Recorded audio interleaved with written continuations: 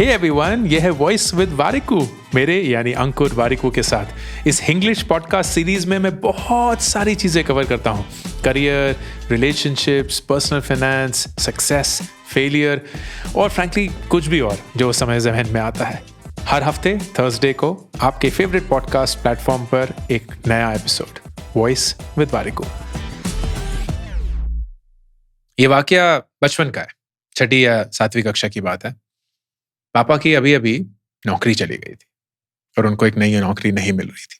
बहुत मुश्किल वक्त था, बहुत तंगी थी पैसे की।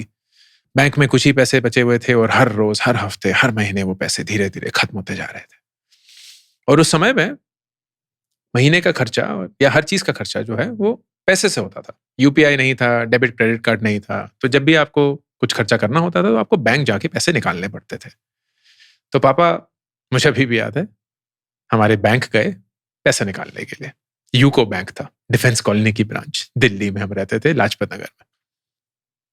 एंड उन्होंने कुछ 10,000 रुपए निकाले, महीने का खर्चा प्लस कुछ लोगों को कर्ज जो बढ़ गया था वो वापस देना था। एंड वो अपनी स्कूटर की तरफ वापस गए और उसी समय किसी इंसान ने उनके कंधे को थपथपाया और बोला कि भाई साहब, आपका 20 रुपए का नोट नीचे गिर गया है। तो पापा ने मुड़ के देखा और वाकई में एक 20 रुपए का नोट जमीन पे पड़ा हुआ था। उनको लगा कि उनकी जेब से सच में गिर गया है, तो उन्होंने मुड़ के उस नोट को उठाने की कोशिश करी और जैसे ही वो मुड़े उसी समय उस इंसान ने वो बैग पकड़ा जिसमें वो पैसे थे और भाग गया। 10,000 रुपए। शायद बैंक में 11 या 12,000 रुपए ही बचे होंगे। अब 10 के बाद 1 या 2,000 रुपए बचे होंगे। वो 10,000 रुपए चले गए। एंड इंस्टेंटली, अंधेरी रात, हमारे सामने बहुत सारा कर्ज, बहुत सारे लोगों से फेवर्स लेना, सारे जो कर्ज कलेक्ट करने वाले थे वो घर पे आ जाते थे। त्राही त्राही मच गई थी। हर रोज ऐसा लगता था कि कब खत्म होगा, कभी खत्म होगा भी कि नहीं। And at the peak of this financial crisis हमें खबर आई कि भारत सरकार ने जिन जिन कश्मीरी घरों का नुकसान हुआ है जब वो कश्मीर छोड़ के जहां भी चले गए थे, उन सबको वो मुआवजा देने वाले हैं। पापा का घर भी कश्मीर में था, अब बर्बाद हो चुका था, कुछ नहीं रहा था, लेकिन सरकार उस घर के लिए या उस जमीन के लिए या जो भी कुछ बचा हुआ था थोड़ा सा मुआवजा देने के लिए तैयार थी। अगर पापा इस कॉम्पेंसेशन, इस मुआवजे को कबूल कर लेते तो उसका मतलब ये होता कि वो कभी भी अपने घर वापस नहीं जा पाएंगे, क्योंकि कोई घर ही नहीं होगा। लेकिन उन्हें यह भी पता था कि ये पैसा उस समय भी हमें बचा सकता है, और उस पैसे ने हमें बचाया क्योंकि पापा ने वो मुआवजा कबूल कर लिया। मुझे अभी भी याद है वो शाम जब पैसे हमारे पास आए, हम सब लोग बैठ के खाना खा रहे थे। पापा का चेहरा झुका हुआ था, वो थाली की तरफ देख रहे थे, चौकड़ी मार के बैठे हुए थे जमीन पे। और मुझे ऐसा लगता है कि वो रो रहे थे। मैं यकीन से तो नहीं कह सकता, लेकिन मैंने कभी उनसे पूछा भी नहीं।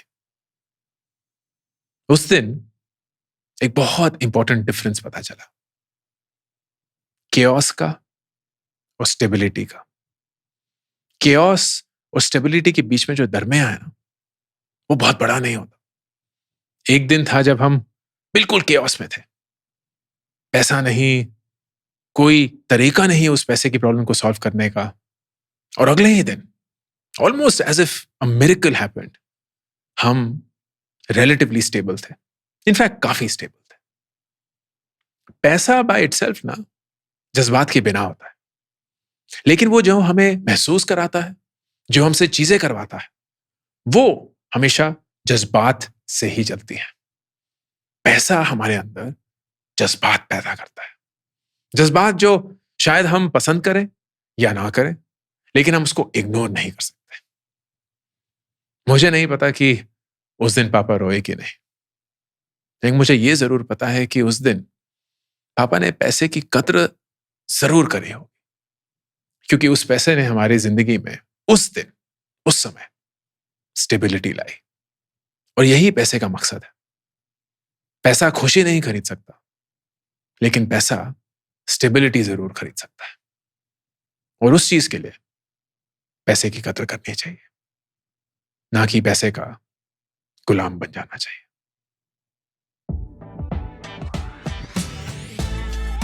अगर आपको इस हफ्ते का एपिसोड अच्छा लगा हो तो प्लीज अपने प्लेटफॉर्म पे इसको रिव्यू करना मत भूलिएगा, and do subscribe to Voice with Warikoo. हर थर्सडे एक नया एपिसोड आपके फेवरेट पॉडकास्ट प्लेटफॉर्म पर।